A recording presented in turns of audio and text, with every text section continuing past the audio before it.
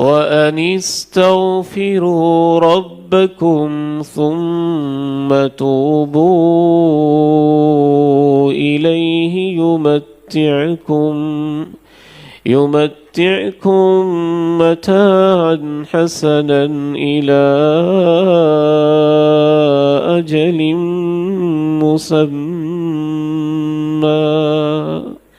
दो लफ्ज़ अलग-अलग कहे अल्लाह ने। अल्लाह से माफ़ी मांगो और तौबा करो, यानी ज़ुबान से माफ़ी मांग लो और अपने अमल से वापस आ जाओ, इस्तिग़फ़ार करो फिर तौबा करो।